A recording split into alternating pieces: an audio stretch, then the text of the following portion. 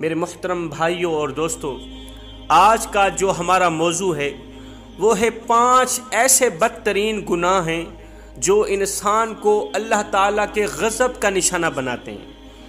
یہ 5 بدترین گناہ انسان کو رزق حلال سے محروم کر دیتے ہیں۔ ان 5 گناہوں کی نحوست کا جو سب سے بڑا مین نقصان ہے وہ یہ ہے کہ انسان کی کوئی بھی دعا قبول نہیں ہوتی۔ اللہ تعالیٰ دعا قبول نہیں کرتا، رد کر دیتا ہے۔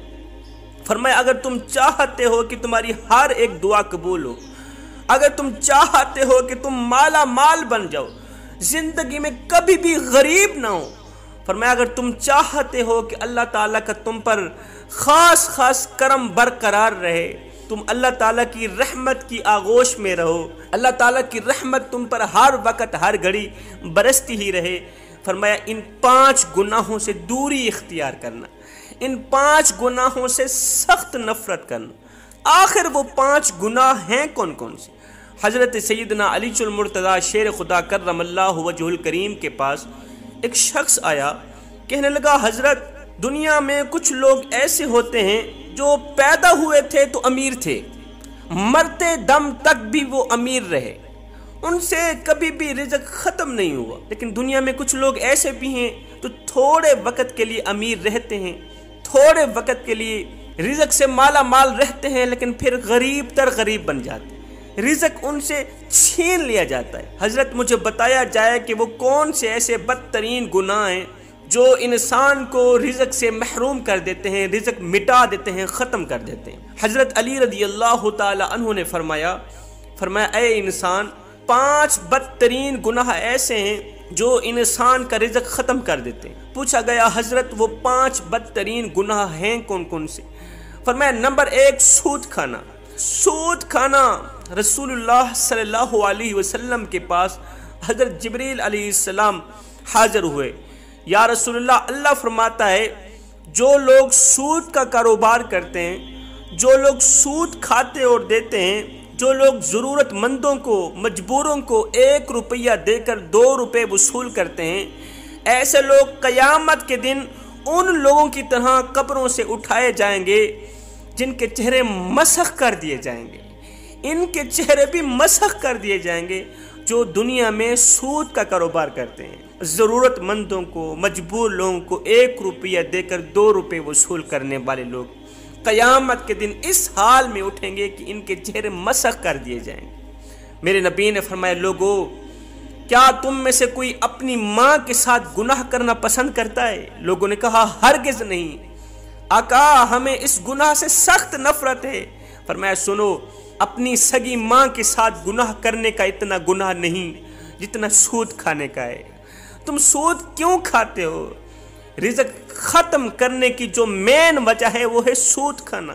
حضرت شیخ سعدی رحمت اللہ تعالی علیہ فرماتے ہیں میں ایک نئے مکان کی تلاش میں تھا، میں ایک نیا مکان خریدنا چاہتا تھا کہ ایک سود خور شرابی میرے پاس آیا، کہنے لگا حضرت یہ جو مکان ہے نا بڑا ہی نرالا خوبصورت عالی شان مکان ہے، یہی آپ خرید لیں، میں بھی اسی محلے کا رہائشی ہوں، میں آپ کا ہمسایہ بن جاؤں گا، آپ نہ تو کسی سے پوچھیں نہ کسی سے مشورہ لیں، یہی مکان خرید لیں، یہ مکان بہت ہی عمدہ ہے، اس میں کوئی بھی عیب نہیں، اس میں کوئی بھی عیب نہیں ہے۔ حضرت نے فرمایا او نادان، اس سے بڑا عیب بھلا کون سا ہو سکتا ہے کہ تو میرا ہمسایہ بن جائے گا، تو میرا پڑوسی بن جائے گا، تو سود خور، تو شرابی، تو جہنمی، اس سے بڑا عیب بھلا کیا ہوگا کہ تو میرا ہمسایہ بن جائے گا، اور جہاں تجھ جیسا ہمسایہ رہتا ہو وہ مکان مجھے مفت میں بھی ملے تو بھی مہنگا ہے، اور ہاں تیرے مرنے کے بعد اس مکان کی قیمت 10 گنا اور زیادہ بڑھ جائے گی۔ حضرت علی نے فرمایا دوسرا گناہ کسی نیک متقی عورت پر تہمت لگانا۔ اللہ تعالیٰ قرآن مجید کے اندر ارشاد فرماتا ہے جو لوگ نیک عورتوں پر تہمت لگاتے ہیں وہ عورتیں جو ہر وقت میری رحمت کی آغوش میں رہتی ہیں، جن پر ہر وقت ہر گھڑی رحمت کی بارش برستی رہتی ہیں، جو نمازی ہیں، قرآن پڑھتی ہیں، تہجد گزار ہیں، باپردہ ہیں، نیک متقی پرہیزگار عورتیں ہیں، جو لوگ ایسی عورتوں پر تہمت لگاتے ہیں، مجھے قسم ہے اپنی عزت اور جاہ و جلال کی، میں اس وقت تک ان لوگوں کو معاف نہیں کروں گا، ہرگز نہیں کروں گا، جب تک وہ نیک عورت انہیں معاف نہیں کرے گی جن پر انہوں نے تہمت لگائی تھی۔ جس طرح ایک ماں اپنی لاڈلی اولاد کے خلاف ایک حرف بھی سننا پسند نہیں کرتی، سیم اسی طرح اللہ تعالیٰ بھی اپنے نیک بندے کے خلاف ایک حرف بھی سننا پسند نہیں کرتا۔ حضرت سیدنا عیسیٰ علیہ نبینا علیہ السلام کے پاس ایک بڑھیا عمر رسیدہ خاتون آئی، کہنے لگی حضرت میں کافی دور سے آئی ہوں، میرا ایک شوہر تھا جس سے میں بڑی محبت کیا کرتی تھی، بڑا پیار کیا کرتی تھی، آج سے 30 سال پہلے میرا شوہر فوت ہو گیا، اس کا انتقال ہو گیا، اب روزانہ میرے خواب میں آ کے کہتا ہے ایک بار آ کے قبر کھودو، میرا چہرہ تو دیکھو۔ 30 سال پہلے مرنے والا میرا شوہر جس سے میں دل و جان سے محبت کیا کرتی تھی، وہ روزانہ میرے خواب میں آ کے کہتا ہے ایک بار آ کے میری قبر کھودو، میرا چہرہ تو دیکھو۔ حضرت میں کافی دور سے آپ کے پاس چل کر آئی ہوں۔ حضرت عیسیٰ علیہ السلام نے فرمایا آؤ چلتے ہیں تیرے شوہر کی قبر پر۔ قبرستان چلے گئے، حضرت نے پوچھا بتا تیرے شوہر کی کون سی قبر ہے؟ کہا یہ قبر ہے۔ حضرت عیسیٰ علیہ السلام نے دونوں ہاتھ اٹھائے، تھوڑی دیر کے لیے روتے رہے، دعا بھی کرتے رہے۔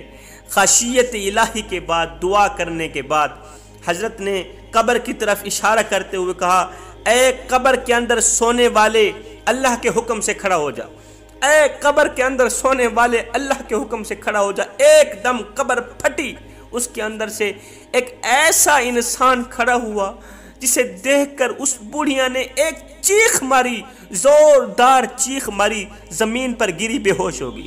اس صورت کا ایک انسان کھڑا ہوا کہ اس کا بدن تو انسانی تھا مگر اس کا چہرہ مسخ کر دیا گیا تھا، اس کی صورت مسخ کر دی گئی تھی۔ وہ عورت بڑھیا بے ہوش ہو گئی۔ تھوڑی دیر بعد جب اسے ہوش آئی تو حضرت عیسیٰ علیہ السلام نے اس شخص سے پوچھا جس کا چہرہ مسخ کر دیا گیا تھا، پوچھا او نادان تو دنیا میں کون سا ایسا گناہ کیا کرتا تھا جس کی وجہ سے تجھے اتنی بڑی سزا ملی، اتنا بڑا عذاب ملا کہ تیرا چہرہ مسخ کر دیا گیا؟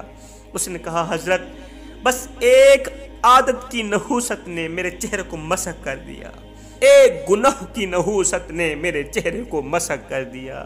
کون سی عادت، کون سا گناہ تھا؟ کہتا ہے میں نیک عورتوں پر تہمت لگاتا تھا، نیک عورتوں پر لگائی گئی تہمت نے میرا چہرہ مسخ کر دیا۔ کل قیامت کے دن بھی میں ان لوگوں کے ساتھ اٹھایا جاؤں گا جن کے چہرے مسخ کر دیے گئے۔